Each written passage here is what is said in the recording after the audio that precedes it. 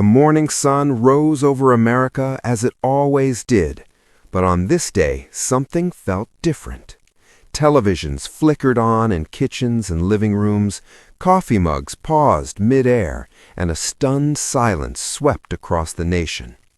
In this fictional world, the headlines were impossible to ignore. Kelly Ripa diagnosed with cancer. America holds its breath. For decades, Kelly Ripa had been a symbol of energy and joy.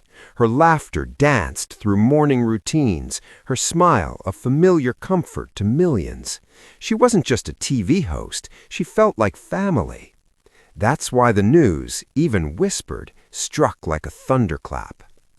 In this imagined story, Kelly walked onto the set that morning, not with her usual sparkle, but with a quiet strength.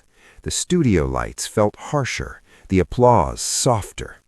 Her co-host noticed first the way her hands trembled, the way her eyes carried a weight no makeup could hide.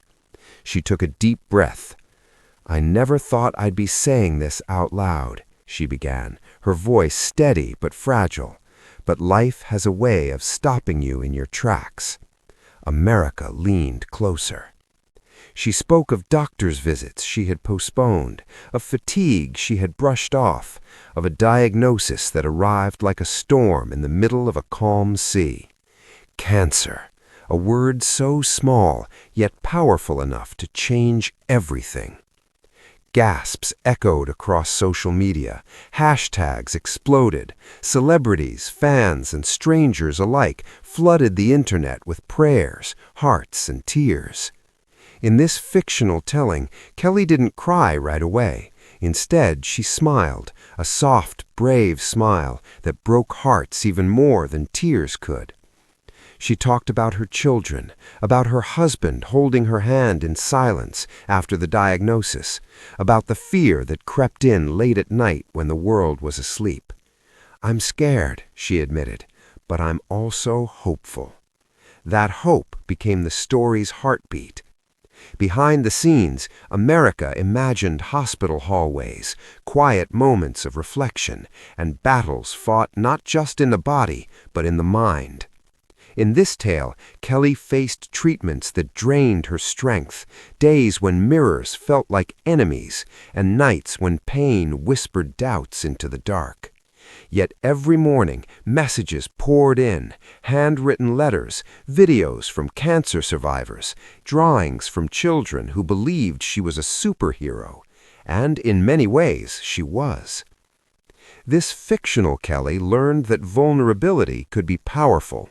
She shared her journey openly, reminding millions to listen to their bodies, to value their health, and to hold their loved ones closer. Tears were shed, but so were walls. As weeks passed in the story, something remarkable happened. The narrative shifted from shock to solidarity, from fear to fierce resilience. America wasn't just watching anymore, it was walking beside her. In the final chapter of this imagined saga, Kelly returned to the screen, not unchanged, but transformed, stronger in ways cameras couldn't measure. She spoke not as a victim, but as a warrior. "Cancer tried to take my voice," she said softly, "but I'm still here." The studio erupted in applause. Viewers cried openly. Hope filled the spaces where fear once lived. Rainbows. And while this story is fictional, its message is real. Illness does not define a person. Courage does. Compassion does. Love does.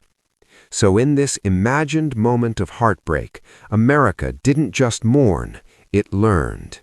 It stood together, and it believed, more than ever, in the power of hope. Red Heart.